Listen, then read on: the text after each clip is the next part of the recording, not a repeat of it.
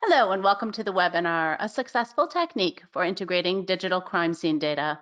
I'm Christine Grail from Leica Geosystems, and I'll be the moderator for today's session. Our featured presenter today is Detective Sergeant Brad Joyce. Brad is commander of the Forensic Identification Unit for the York Regional Police in Ontario, Canada. He has almost 31 years of police experience, with 10 years as a collision investigator and 19 years of experience as a forensic investigator. Brad began using total stations to map collision and crime scenes in 1997. Since that time, Brad has mapped hundreds of scenes using total stations, Leica Distos, and Leica 3D laser scanners, combined with IMS Map 360 and evidence recorder software. Brad will be taking us behind the scenes today on a double homicide case where the integration of digital scene data proved crucial to the trial. Before we get to that case, however, we want to talk briefly about the growing trend of using video evidence with point cloud data to create compelling deliverables. Our expert presenter on that topic is Andrew Fredericks. Andrew is a LIVA certified forensic video analyst who specializes in 3D laser scanning reverse projection, as well as video workflow automation and decoding proprietary video file formats. As the technical director for InputAce, Andrew guides the development, training, and support for this powerful workflow engine. In addition, Andrew conducts forensic video and 3D analysis throughout North America and abroad, and provides training to law enforcement on forensic video analysis methodologies and techniques. Also on the line with us today are Ryan Roselli and Chanel Couranier from Leica Geosystems, part of Hexagon. We welcome your questions during today's session. If at any time you would like to ask a question, please enter it in the questions box, which you should see on your screen. If we're unable to answer all the questions in our live session, someone will reach out to you after the webinar by email. Before we get started today, we do have a few quick polls we'd like to share just to get a better idea of who is in the audience today. Our first poll question is, how would you describe your experience with video evidence? Go ahead and take a moment to answer that question.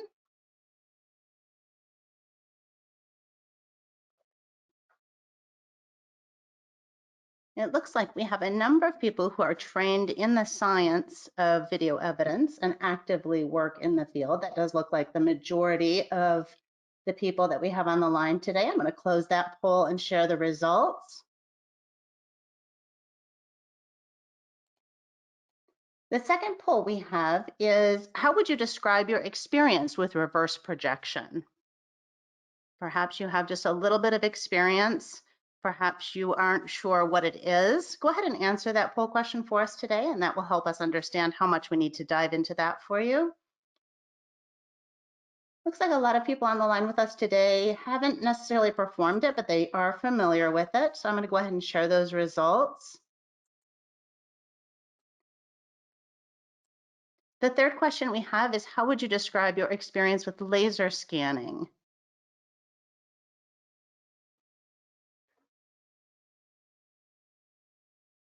Looks like a somewhat even split on this one between beginning to explore it and having a little bit of experience. I'm going to go ahead and close that out and share those results. And then one last question for you here is regarding your primary area of focus. Whether you are a video and digital forensics specialist, crime or crash scene investigation, or perhaps some other area of expertise. It does look like we have a number of video and digital forensic specialists on the line with us today, as well as a number of crime scene specialists. Excellent. Go ahead and share that so that everyone can see who's on the line. And with that, I am going to turn it over to you, Andrew. Thank you very much for that introduction. Am I coming okay all right? Can you hear my audio? Just excellent. Yep. Okay. So today I've got some interesting things that I want to cover prior to switching over and having Brad take the bulk of the conversation through their use of the camera match overlay tool within InputAce to integrate the video directly into a point cloud.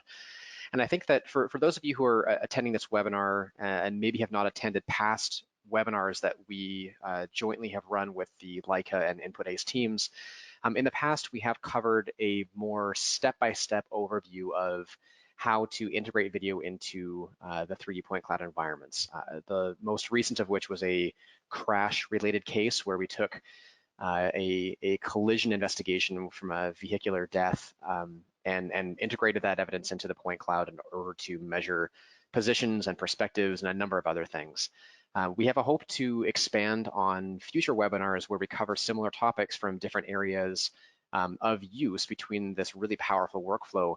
But the focus today is going to be a bit more on the typical user experience from the first crack at this kind of a methodology.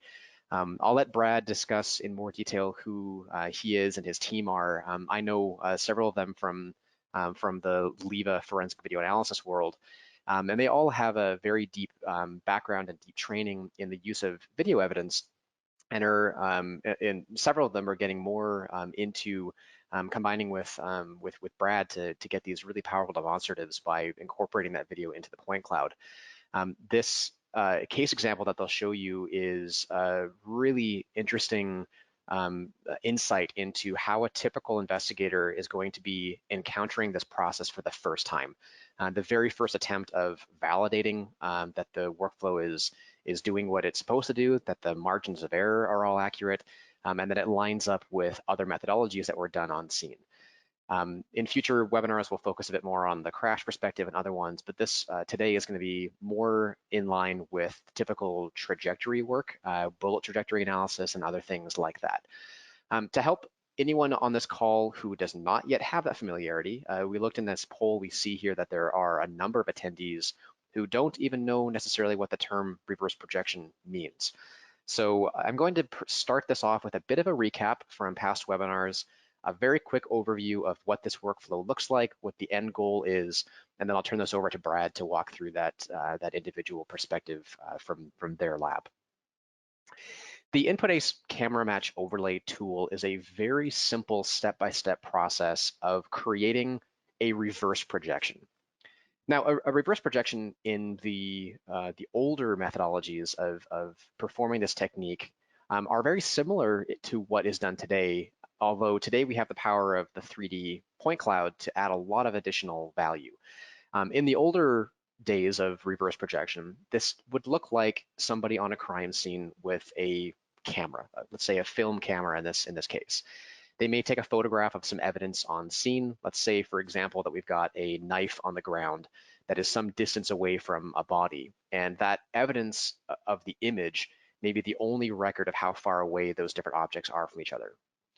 Maybe we fast forward in the 1960s, we're going to court, and the question arises, how far away was that knife from the individual? And the only evidence is this still image. So the process of reverse projection can answer that question. And back then, what that would typically involve is a print of a negative of that image would be recreated and then physically overlaid as a transparency over top of the viewfinder of the camera. So now an individual will be walking around in the environment, they would see this transparent film that shows this historic record of the scene, and they'd be walking around trying to get it to line up with the current scene now that they're walking around in. Once they are in the position where everything is all lined up, they can now effectively see the knife and the body in the room, where the rest of the scene that they're seeing is through that transparent film is the current live activity that's happening in the room. So then they may be talking to an officer and saying, move to the right, nope, take a step forward, move an inch backward, okay, mark that spot, that's where the knife is that I'm seeing through the viewfinder.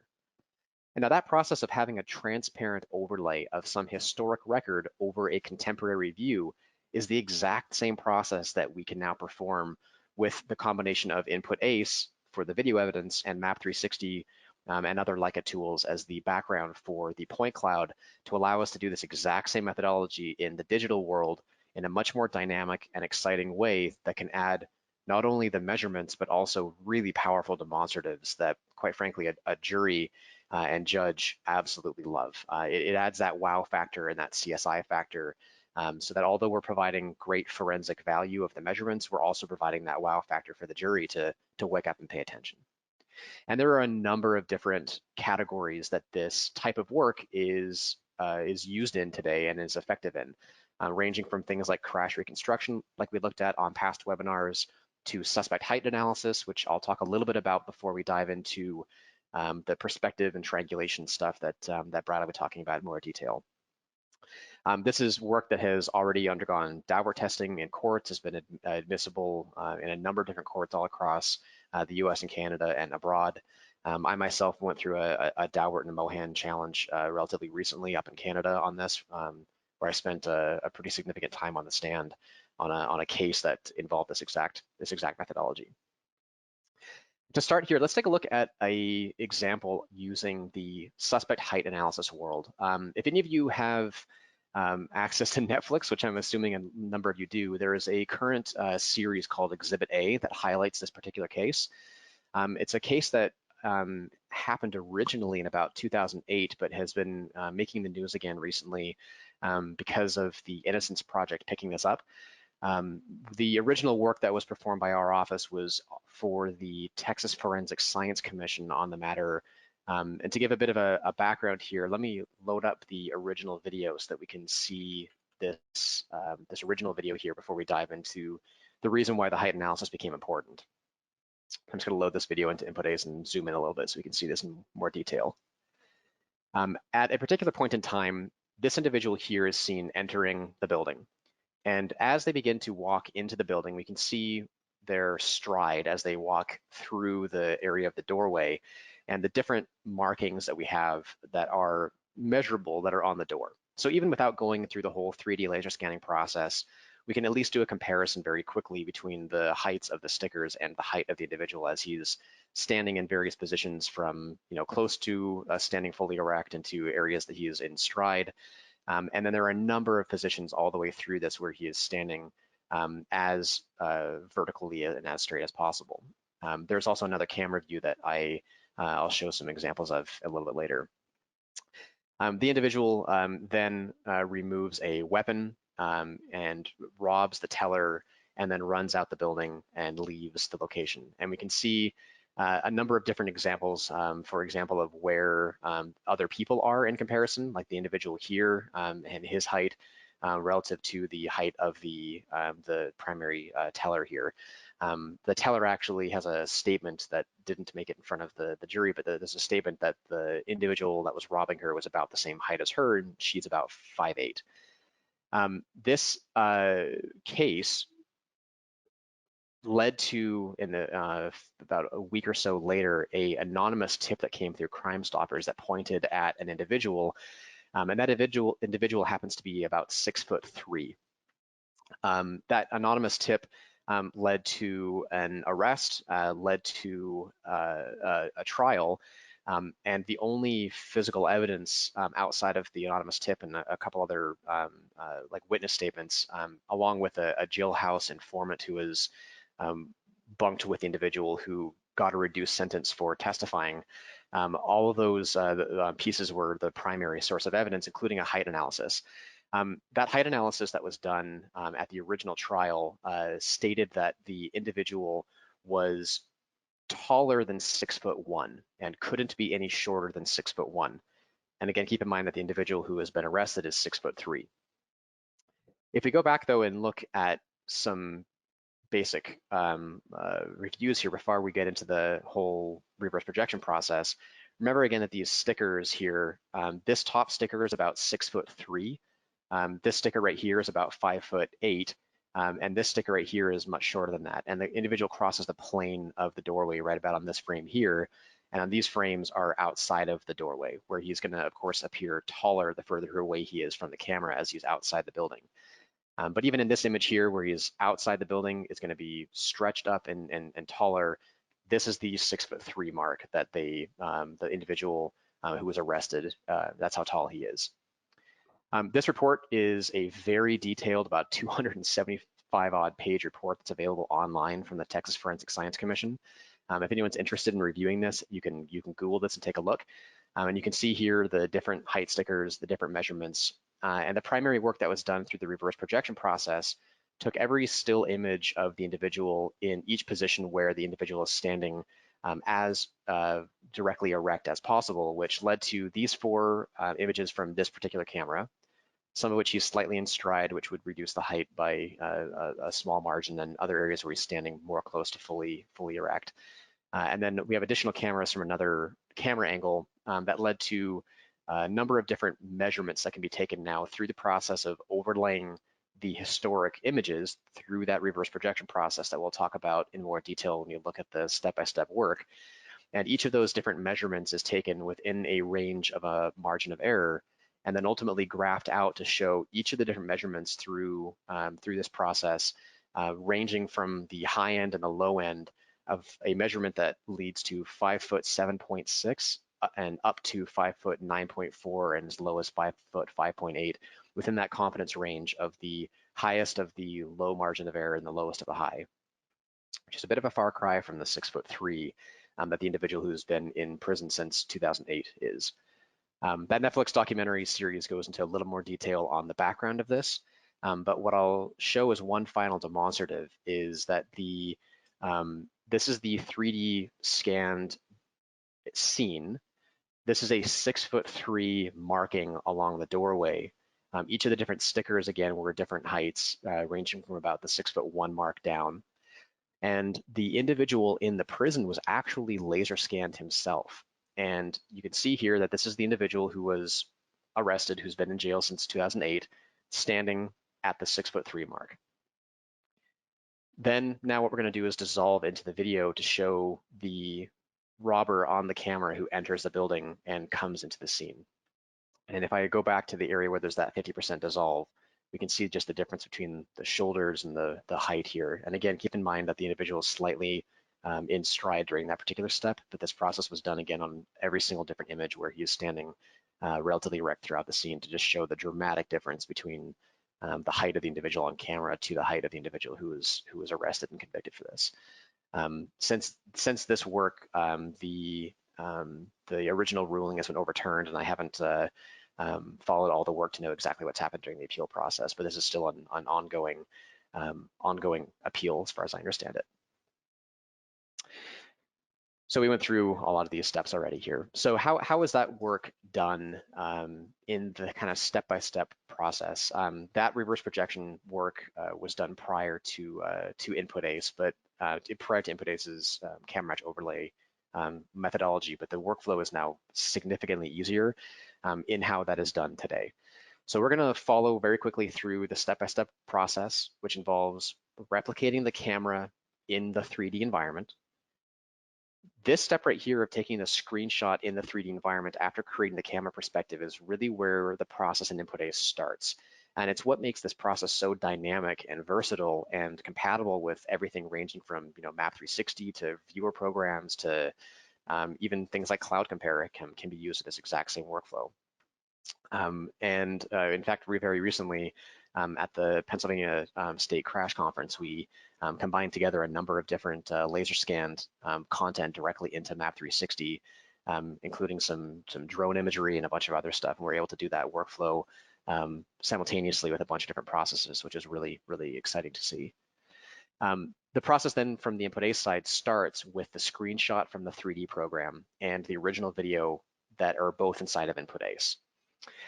The process of replicating the camera perspective is really the area that can lead to different degrees of potential margin for error depending on how accurate that camera is replicated.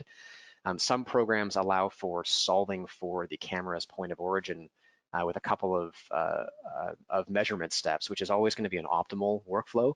Although you can simply find the camera in the 3D point cloud and create a camera, like in Map 360, you can drop a camera directly onto the points for the camera. That process is the primary way that I personally do this workflow, although it can lead to an additional sets of error within the margin of error, which we've talked about on past webinars, how that margin of error is calculated. After you have the screenshot and the video in Input Ace, there's a series of very basic steps to correct the lens distortion, to correct for any of the curvature that the lens will create as light bends into the sensors. Then we calibrate the original video by selecting points that match between the image and the point cloud. That then automatically will allow for the overlay of the video where we can then calculate the margin of error to get a range of measurements. And in something like this now, we have the ability of measuring where vehicles are to do speed analysis within a margin of error. We have the ability of measuring heights for suspect height analysis like we just looked at, and even have the ability of measuring things like where trajectories are coming from to assess points of origin, and even this has been used in blood spatter cases and a whole number of other potential opportunities. The part where we overlay that original calibrated video onto the point cloud is the step that is able to provide the largest amount of value to this demonstrative view. Now we can play the video over top of the point cloud, effectively inside of Map 360 now, seeing the video playing back directly in the point cloud. And now we can click on any of the objects through the image to mark where things, for example, if I wanted to mark where that tire is, by simply inside of Map 360 marking a point, that has now projected itself through the image into Map 360 to tag where that object is, to then allow us to do all these measurements we talk about. Again, that process has been showed in other webinars. So what I'm going to do is just do a very quick highlight of how this is done on a case like this right here. This particular matter is another vehicular incident where an individual is struck and killed in his vehicle that was parked at an intersection. This is a .exe video file that inside of that exe contains 4 different camera angles, ranging from the side of the store up to the front. And if we play through this video and zoom in here, what you'll notice is a vehicle that's headlights will come on for a couple of seconds prior to this bus coming through and striking it. So I'll play that one more time here. You can see the light for the vehicle here illuminating for one of the last times. The car died in the roadway. In other words, the battery died, or the engine stopped functioning. So the vehicle was now stopped in that intersection. And then about a few seconds later, the bus comes through the scene and strikes the back end of the vehicle, killing the driver. The case involved the bus driver falling asleep or nodding off, which we have records of the video from the onboard system of the bus. We have date and timestamp that's being extracted automatically with input ACE from multiple camera views, and all of that was used to construct the scene in 3D, provide measurements of distance and time, and show the different perspectives of what was occurring on video. In the reverse projection process, that starts again with replicating the camera perspective in 3D. So here we're going to fly into the area where we can see the different cameras on the outside of the building. All we have to do from that point on is find the camera that corresponds to the video perspective that we want to perform the process of reverse projection on. We then move the perspective of the camera so that we're seeing in 3D out from that area of the lens. Then we take that screenshot with any screenshot utility that you have access to, whether that's the free snipping tool that you have on Windows computers or a paid program like Snagit, which is what I'm using here, to take a very quick little screenshot. That screenshot is then brought into Input ACE, and we now can go through the tool of the camera match overlay process to go through 5 different steps. The first step is to simply load in our background screenshot and load in the video image that we want to calibrate to. Now we're ready to correct the lens distortion on this next step of the workflow. This process involves simply clicking a series of points that are along objects that are currently curved but should have been straight. And those points then automatically allow Input ACE to calculate what the lens distortion is, and to then apply distortion coefficients to correct that. It's a very simple step of going click, click, click, click along those lines. And now we're ready for the next step, which is to calibrate the original video to the point cloud.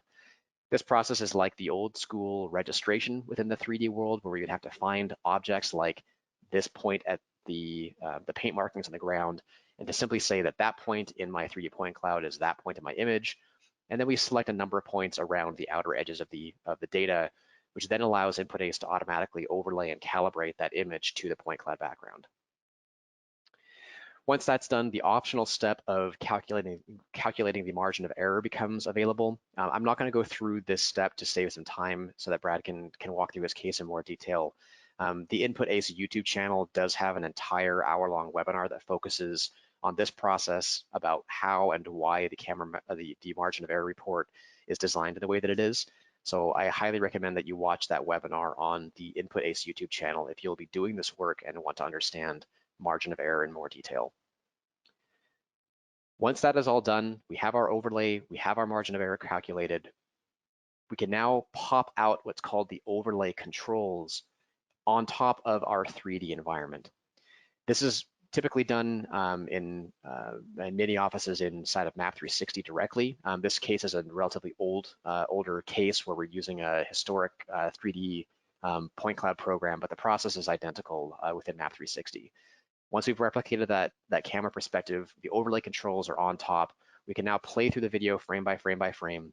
We can now dissolve back and forth where we see that bus in the view. We can now set an opacity to whatever we want between the point cloud and the overlay. And now we can project through that image to mark the perspectives of where that bus is in the scene, allowing us to then place, for example, the model of a bus directly back into the environment to show that that's where the bus is in the roadway. And now we can leave the perspective of the camera, fly to any new angle, and show what that looks like from any new perspective. Okay, that was a very fast overview of the step-by-step process of getting to the final results. What I'm going to show right now is a very quick, about 2-minute example of the final demonstratives that can be produced from this kind of work, and then I'll turn this over to Brad to continue on. This particular case example, let me just minimize my my Input Ace timeline here so I can maximize the playback window. In fact, I'm gonna pop out the playback window here so I can see this in a little more detail. Okay, this particular case example is a bar location that has 2 primary cameras on the outside of the bar. We're looking inside of one of those cameras right now, and you'll begin to see some movement and activity in the background. There's a car that is parked just off the camera view right here that an individual fires several rounds into the car, and there are many different bullet holes in the back of the car. The primary question at hand here was which of the 2 people that we see moving in the background is the shooter? We can track the movements of these people back in time to when they are full in front of the camera view in broad daylight in a much broader, daylight is in the interior cameras. We can see their illuminated light of their clothing and their facial features. But now at this distance, we can't tell who these people are. But we can see the movement, and we can track that movement back in time. What I'm going to do now is play forward to the moment where the gunshots occur, and we're going to project through the image to measure in 3D space where the 2 individuals are between this individual that we see moving here and this second individual that we see right here. I'm going to pause right now and project through the image to create a line that extends from the camera lens out into the 3D space and intersects with that individual right here. If I fly up and overhead from our perspective, we can now see that line going right back behind the side of the car. And to be clear, we don't know where along that line that individual is standing. We simply have a 2-dimensional perspective from the camera, and this line is projecting through that individual's body out into space. So somewhere along this line, that first individual is standing. But what we do have is a second camera, and that second camera can be used with the exact same process to dissolve into the video, to play through the video, to stop the video at the same point in time that we stopped the last camera at. And this same first individual here, we can project through their body yet again from this second camera view. And now what we have are 2 lines that extend out into space from both camera views that overlap at a location, again, within a margin of error. We can now drop in a spherical object representing the position of that first person to show where that individual is in the environment relative to the vehicle within the range of the margin of error that we have for both triangulated perspectives. We did that exact same process with the second individual, which led to 2 spheres being placed in the environment. What you're seeing here right now is the vehicle with the shots through all the windows and through the car. And our office works as the forensic video analysts on the matter to do the measurements, to create the narrative, to analyze the compression, to do all the other things that a typical forensic video analyst would do on a matter. But we also worked with a ballistics expert who helped to identify the entry and exit points of the different bullets to then create trajectory lines that extend through the vehicle out into space with the goal of identifying which individual those lines match up with. And as we'll see here, as we bring in each of those trajectories that were created with the help of the trajectory expert, all of those line up much more closely with the location of this sphere, keeping in mind, of course, that the sphere was calculated from one of the frames of video and that individual was moving in the environment, which helps for the prosecutor to paint that narrative that the shooter is this individual here, not this individual, and at the end of the shot started earlier in the view as the individual moves through. And that one measurement point lines up directly with the trajectories coming from all the shots fired. Okay, so that's one very quick example of how this can be done, how this work can add value in trajectory work, as well as other analyses like height analysis and collision investigations. And what we're going to turn this over to Brad to look through is their first attempt of integrating this into their workflow with a primary goal of validating the trajectory work that they did on scene through separate methodologies to show how this work lines up with the on-scene measurements that were done in a very seamless and easy way to drop into any workflow that someone is already engaging in. So with that, thank you very much for your time, and I look forward to hearing from Brad. Thanks, Andrew. Well, good afternoon, everyone, and thanks for joining us. So I'm just going to talk about a case that we investigated in 2015. This was a significant case for us. It was an opportunity for us to integrate a number of different technologies in our reconstruction and our processing of this crime scene, and ultimately present some deliverables.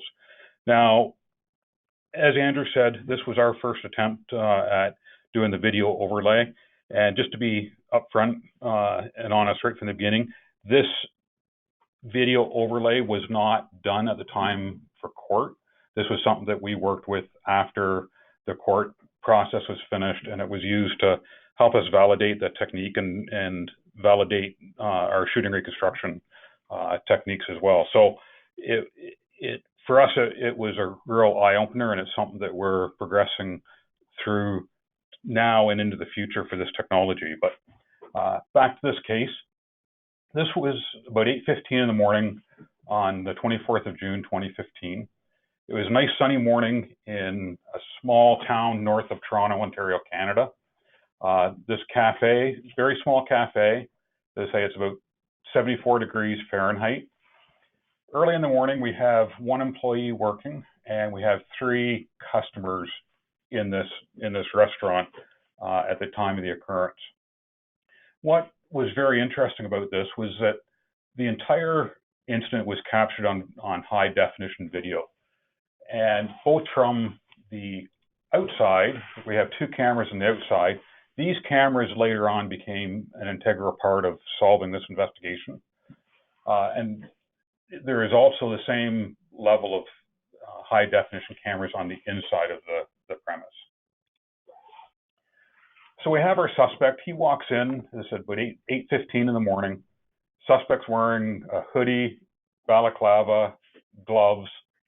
He has this brief conversation with the 3 customers, and you can see over on the right-hand side, you've got 2 customers standing there already drinking their coffee, and you've got the one gentleman standing by the cash register, and he's just ordered his coffee for the morning. The suspect has this brief conversation with the customers. He then walks to the rear of the restaurant and then back out to the front and carries on this conversation. If you look, you can see the firearm in the right hand of the suspect. What's interesting here is that he's continuing to talk to the customers and the employee as well. Nobody's concerned that this guy's standing there carrying a gun. Nobody's concerned that he's in a hoodie, he's balaclavaed up. In fact, the video, when you play it through, during this conversation, you can actually see some smiles and laughter from the customers in the store. So I'm not sure whether they took this individual seriously or not, but it's just interesting that nobody was concerned the fact that he had a gun. I'm not even convinced that they even noticed that he had a gun. They're probably just looking at his face. So the first shot was fired at 56 seconds after the suspect first entered the cafe. So he spent almost a minute in the cafe, walking to the back and then back to the front again, and then talking to the customers. 56 seconds into it, he fires his first shot.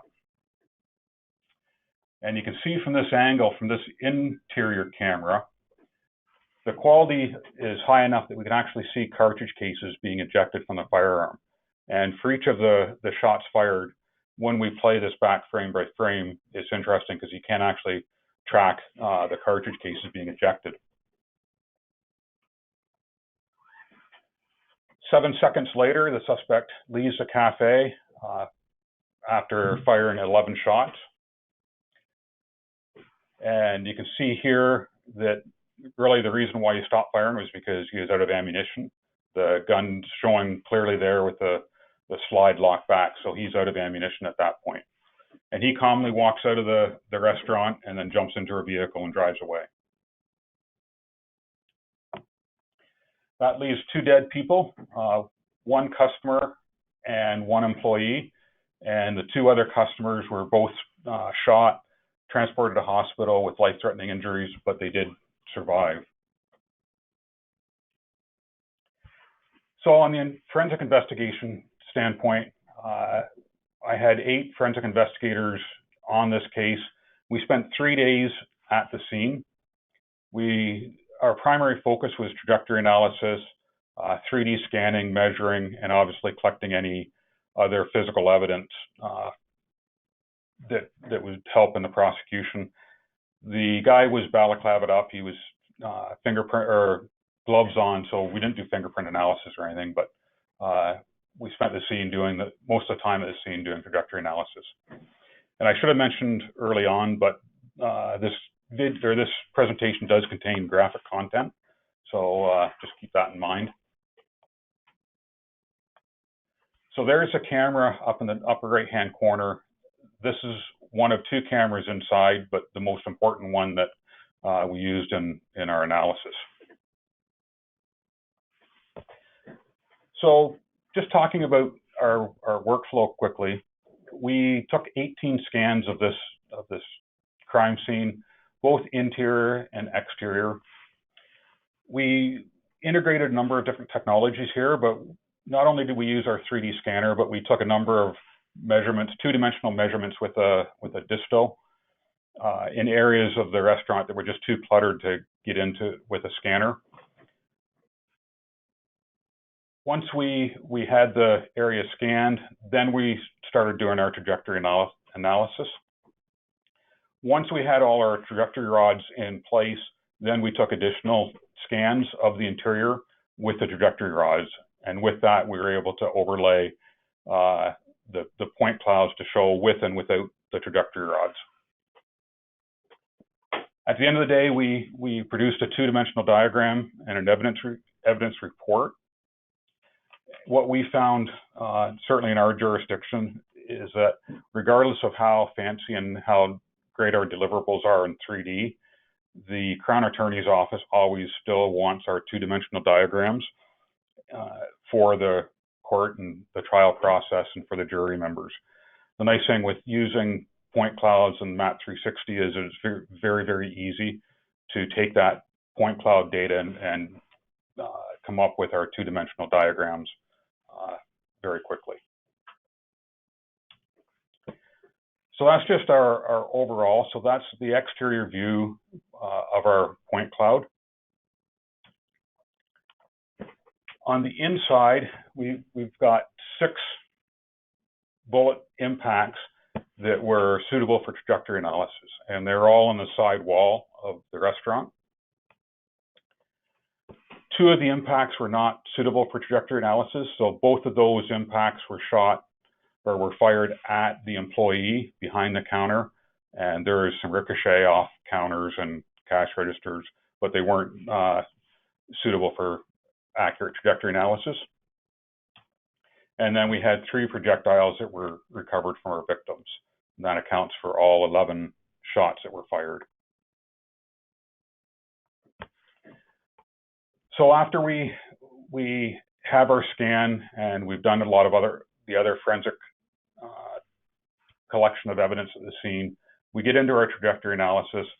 Anybody that's familiar with shooting reconstruction and trajectory analysis realizes that in order for us to have accurate trajectories, we have to have at least 2 points of contact for the projectile. So what we've done is we've cut holes in the first wall to get a location, a landing point of the projectile on the inside of that wall on the next surface, which for the most part was a block wall. But with that, with the 2 impact strikes, we were able to come up with an accurate trajectory of each one of those shots. Once we have those trajectory rods in place, then we take another, in this case, 2 scans of just the trajectory rods in that restaurant. So from all that, this is just an example of the 2-dimensional diagram from the point cloud. And the legend to the side, that's automatically created with all our evidence markers that we put in. So if we look at the top part of this restaurant, the back area of it, all that back area was measured with a disto and not the point, or not the 3D scanner. And it's very simple to integrate all that data into Map 360 to come up with a final deliverable. Then we created an evidence report. This is just the first page of it, showing each exhibit. We're able to give it a description, the marker number, the XY coordinates of that specific exhibit, and then print these out with a photograph. Along with this evidence report, we could add videos to it. We can add PDF documents, so lab results or anything else we can add to this evidence report. It's a nice deliverable for court. Then we get into just showing our trajectory analysis, so we can see the 6 impacts into that wall. The 1 impact, the red trajectory cone and the red line, that projectile went straight through the wall and ended up into the pizza restaurant next door. Just a closer up view of those trajectories. So we use a standard 5-degree tolerance for the trajectory cones. So they have a 5-degree margin of error with each one of them. So we can go in and we can, right within Map 360, we can measure all our vertical and horizontal angles for each of the trajectory rods.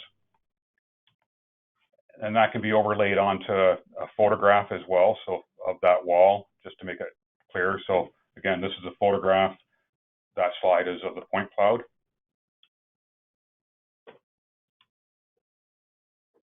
And then we can get into positioning our trajectory rods within the point cloud itself. So as I say, each of these trajectory rods has a 5-degree cone associated to it. And we can take those cones and we can expand them or shorten them up to whatever distance that we want. It's a nice dynamic way of adjusting those cones. And this is where we get into the new technique of importing or doing the video overlay. So what we've done here, I'm very fortunate to have some spectacular supporting staff in my forensic video analysis unit. They did the hard work on this. I just gave them the challenge. I heard of this technique and I wanted to try it in this investigation just to see what it would look like. And I was very impressed with the results. So what we're showing here is the screenshot, as Andrew was talking about, taken from the camera perspective of the point cloud. And then that screenshot was given to my video guys. They overlaid that into the actual video, corrected the lens distortion, calibrated that video, and ultimately produced a great deliverable. So I'm going to go ahead and I'm going to play this video. And it's just there's going to be a 5-second delay, and I'm going to start this with just a point cloud. I'm just going to pause this just for a moment. So what we see here is we've got in the background the point cloud, and in the foreground here on the right side, this is the video with some transparency placed on it. And in the background, we can see the trajectory rods or the cones as well. And where it's cut out here, this is where our video analysts had to correct that video for the lens distortion. And you can see how everything lines up with the doorways, nice and smooth, the tiles on the floor, everything lines up nicely. So one of the greatest advantages of using a 3D scanner is that you capture everything, and you capture data that may not be important at the time, but it becomes important later on in your investigation. And this is exactly what happened in this case. So 2 years later at trial, so they've gotten a suspect arrested. 2 years later, it goes to trial. One of the arguments from the defense was, ironically, what Andrew's talking about, but height analysis. So here we have the defense coming in, and they are providing evidence through their video expert that the accused in the video was much shorter than what our actual accused is. And another case where, you know, our accused is 73 inches.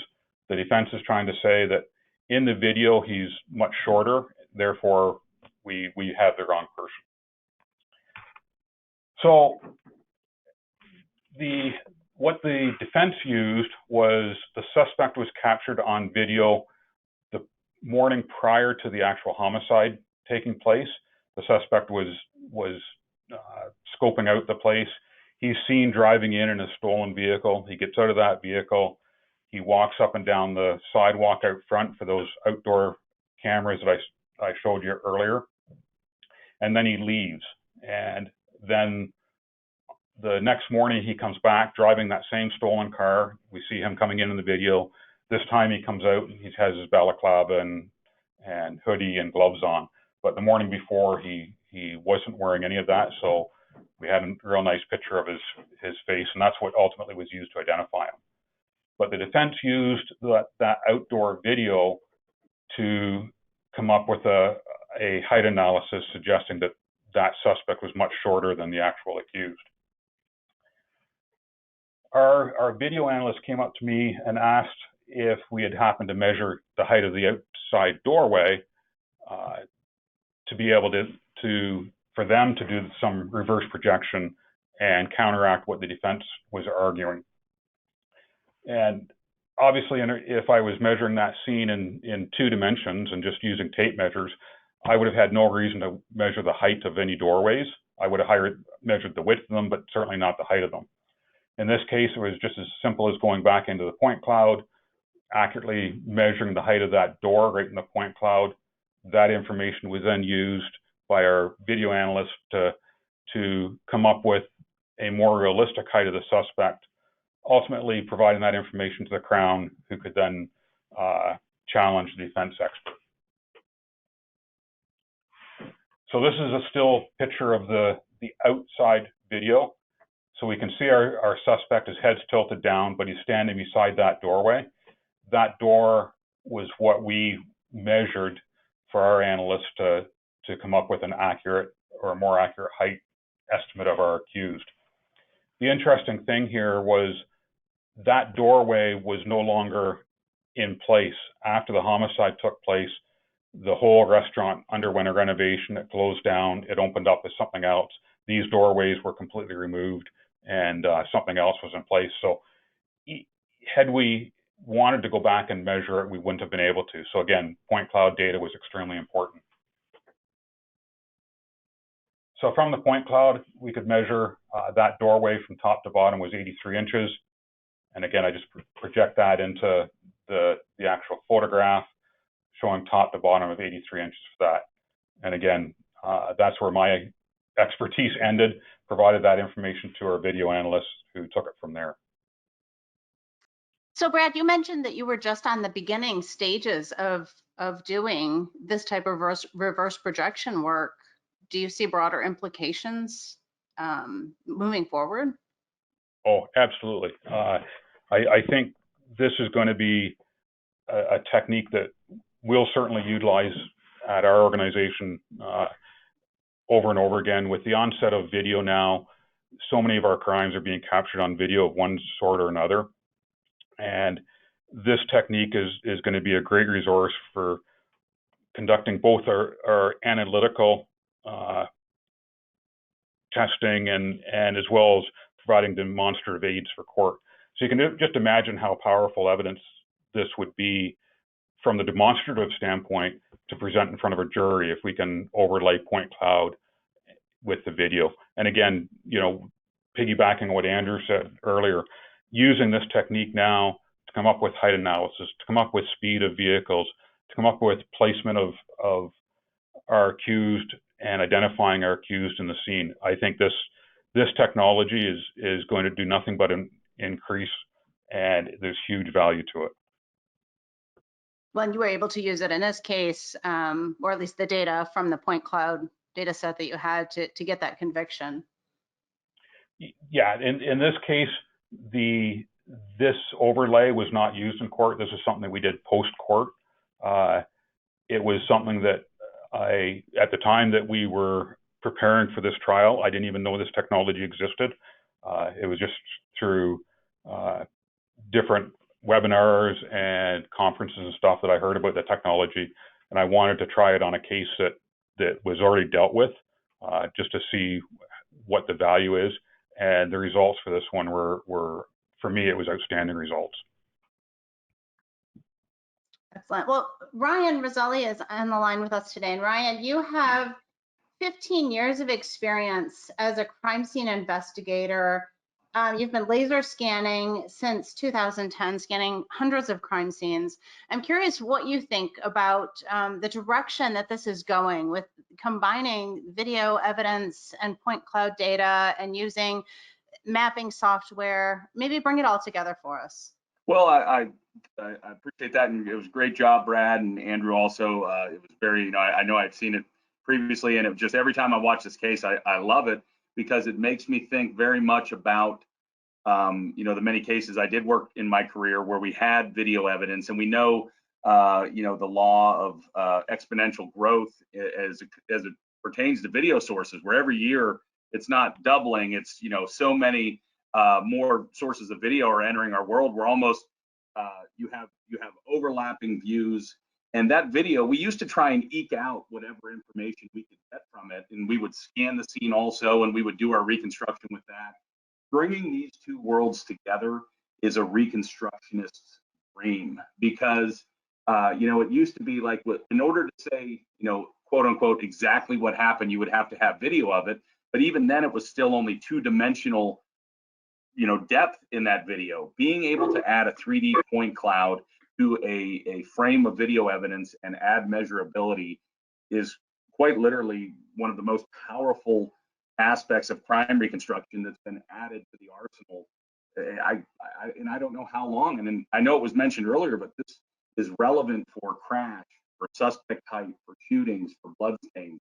Any aspect of a scene that we need to reconstruct in any way is going to bring these two types of evidence together in just an amazing, explosive, powerful combination. So I'm to say I'm excited is an understatement. I've been so pleased at the work we've been able to do with the Input Ace folks, and I appreciate everything that they're doing to advance evidence analysis. And you know, really, this is just an exciting time to be studying crime and crash and scenes pertaining to public safety investigations. Well, and I did want to ask specifically about the trajectory rods. I wonder if Brad could go into a little bit more detail about how those are produced. There are several different, I guess, pieces of hardware and software involved in what we're showing today. And one of the key pieces of software is Map 360, and that kind of brings everything together that you've been seeing. And so, Brad, I wonder if you could just talk a little bit about how that process that you used in Map 360 to develop the trajectory rods. Yeah, absolutely. It's actually a very, very simple process. From the point cloud, the scan data, that gets opened up into Map 360, and the software has some very easy tools for doing the trajectory analysis. It's as simple as zooming into the scan trajectory rods, picking those rods out using the trajectory tool, and it will automatically draw that trajectory cone right through the center of that rod.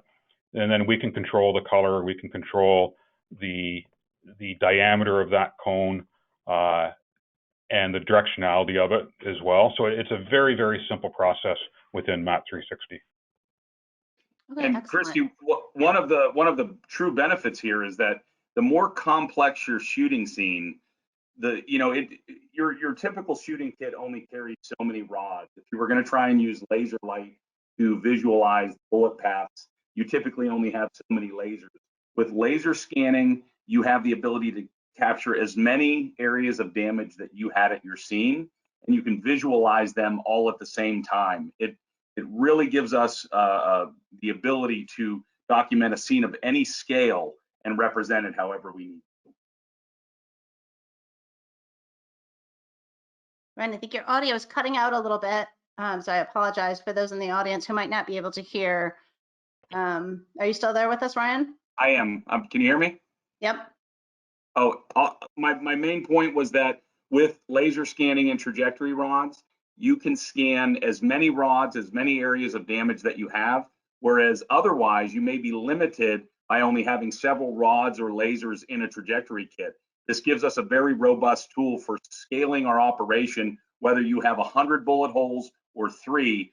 Laser scanning allows us to represent all of those areas in one capture. Okay, excellent. Thank you.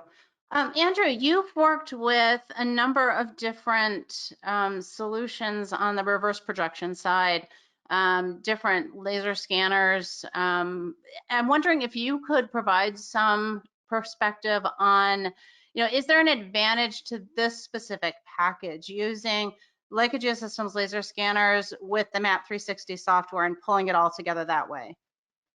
Yeah, absolutely.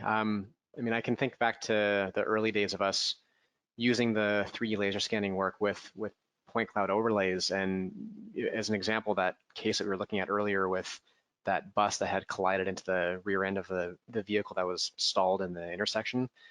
I forget this exact number of scans in that case, but it was something up in the area of 50 to 70 individual scans. And back in 2012, that process took over a day of scanning. And in today's world, seeing how fast Leica's products are today and how quickly someone can get in and out of a scene is just remarkable. It's a complete change to the time investment that it used to be. And then when getting into the reverse projection overlay side of things, now with Input Ace's point and click step-by-step action, someone can go to a scene, scan the scene, add the video all in the span of a couple hours, and that used to be days worth of work, even just a short 6+ years ago. So it's really come a long way. Well, and I should mention too that that Exhibit A, the Netflix report that you mentioned earlier, is actually, I believe we posted a link in the chat box earlier, but we will also make sure that we provide that report to anyone who's interested. If you simply fill out the exit survey and indicate, there's a comments box in that exit survey, just indicate that you'd like a copy of that report and we'll be happy to send that to you. We do have one last question about, this one's a little bit off topic, but it's still related, about the limitations of timing metadata with video images and how this might affect accuracy in an application like using a file's frame rate to calculate vehicle speeds. Andrew, I wonder if you could address that. Yeah, sure, absolutely. This has been a hot topic lately for us. We've been presenting on this exact topic for very aggressively for the last couple of years because we see so many situations where speed is being calculated from video images incorrectly, and we've been working to present to crash reconstruction groups and video analysis groups on the limitations of these recording devices and how, when something like timing is being extracted from video, how that timing is not always accurate. So in fact, I would say that it's more often inaccurate when looking at a specific frame rate where a file may report that it is 7 frames per second. That doesn't mean that every single individual image is 1/7 of a second apart. It ranges and varies from there. This is a whole more detailed, long topic that it'll be hard to address in a simple question here, but We will be having an upcoming webinar through Input Ace on this exact topic within the next month or two. In fact, actually, you know, if this is probably a little premature, but if you can send me the screen controls, I'll give a little highlight to something that we're working on here. This is a little premature for me to be showing this publicly, but the question came up. Let's dive in. Okay, sure. So again, we will be covering this topic in a lot more detail in the upcoming webinar to show not only how the timing is limited, but also a methodology that can be used to address a step-by-step workflow for calculating timing from every single digital video recording device system to get speeds exactly within a margin of error that's fairly tight for any recording device that exists. And that comes through the process of using a light board. This is a prototype version. The actual production versions are getting manufactured as I speak right now. They're going to be available here within the next month. And what this light board does is play through a sequence of timed LEDs where every single LED is illuminating for 1 millisecond before it stops and the next LED illuminates. Then as the board goes through all of the individual slots, it then counts over on the bottom here so we can see just how quickly this particular high-speed camera is showing the LEDs flashing. To the naked eye, this almost looks like the whole board is illuminating and flashing in sequence. It's hard to tell the individual distinction between the LEDs. Within Input Ace, there's a new tool that automatically calculates those LED timing intervals and spits out a report on a typical digital video recording device.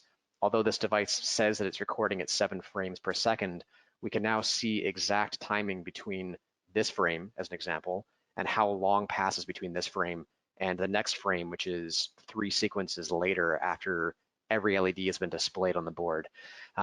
Again, I don't want to go into a whole detailed explanation here, but if you come attend here in about a month or two, we'll talk about the step-by-step workflow to get exact timing from any device using this light board technique to calculate speeds for video, and that will show also how inaccurate some of the metadata is inside of files that report a particular frame rate that again may or may not be accurate depending on what created that timing metadata. So bit of a long-winded answer, harder to go into much more detail without going too deep. So I'm going to stop the rabbit hole there and hope that everyone that is interested in more information comes and attends that webinar that's upcoming in a couple months. Andrew, Okay, that's like excellent. for the tech junkies on the webinar, that's like fanboy stuff there. That's amazing. Truly stunning preview of something that's coming down the line. I love it just looking at it. I can't wait to see that webinar. Thank you very much. Yeah, it's something that we've been working on for a number of years. Been a long time coming, and we're really excited to finally get it out there to the public. That is awesome. Sounds good. We're looking forward to it. All right, that does bring us a little bit past our time here today, so we're going to go ahead and wrap this up. We would like to hear your feedback from those of you on the line, so please do take a moment to complete the survey that should pop up on your screen as you exit. If you'd like to learn more about using point clouds with video evidence, please feel free to contact our presenters directly or visit input-ace.com or psg.leica-geosystems.us. We appreciate your time and hope you found this webinar to be a valuable experience. Thank you so much.